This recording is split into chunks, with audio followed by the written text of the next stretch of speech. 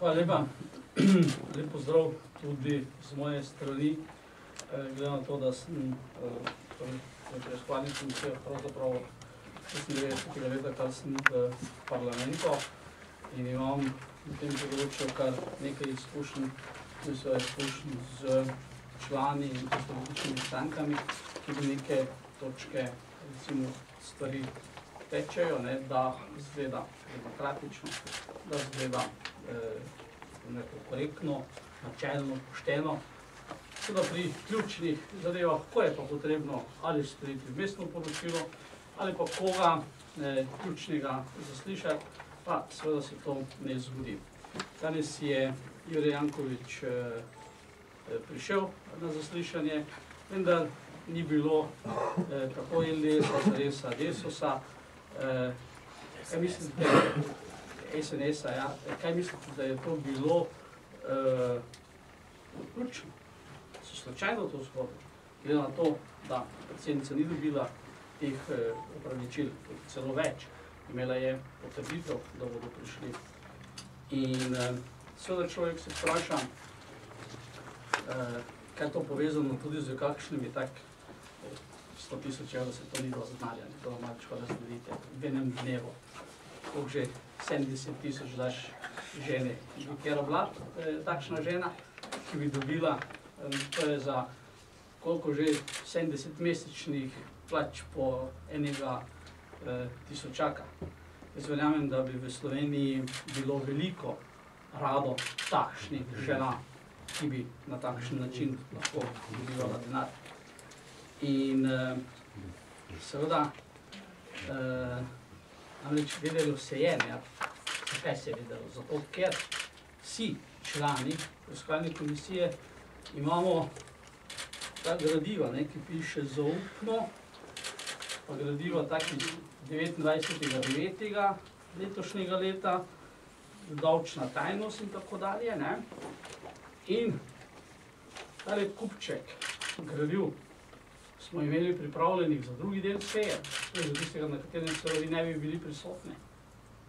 In tu je verjetno catch zgodbe, ker ko vas vpraša predsednica ali kdorkoli član komisije na preiskovalni komisiji in na to odgovorite, kako pač odgovorite, je možno, ko pa vam predočimo dokument paradnih inštitucij in preberemo dol, takrat pa težko odgovorite kaj drugega, kot pa to, kar je.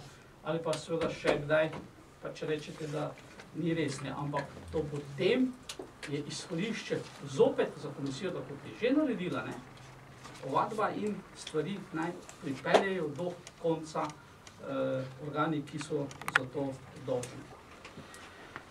Zdaj pogledajte, zakaj pravzaprav sem pričakoval takšnega spleta. Pred 3 leti je bila ena skupina ljudi, ki je podprla takrat Trojček.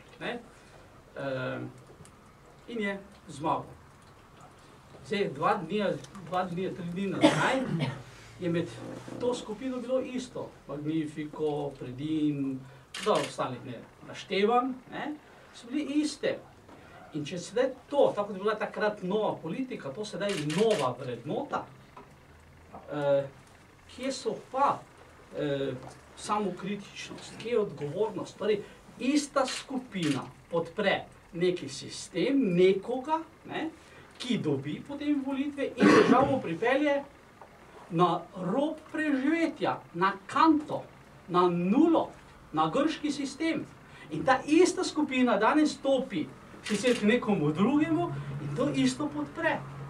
Torej, v služje lastništvo nas lahko pripelje čez 3 leta, če se bi to, Bog ne daj, zgodilo. Seveda, že celo napovedi so bile, da ne rabijo, ne parlamenta, Bog ne daj, kakšni poslanci se podvaja, kaj je že to? On bi bil samo predsednik vlade. In seveda sedaj, veste, vse to se, kako se reče že tisto, se vrača, se plača. Nobeno kosilo, nobena kava ni zastojna. Tudi tisto kavo, ki jo mi tukaj spijemo po ceni, ni zastojna. Ni. In na kosilo, ki vas zdaj kdo kam povabi, ni zastojno, kdo ga je plačal.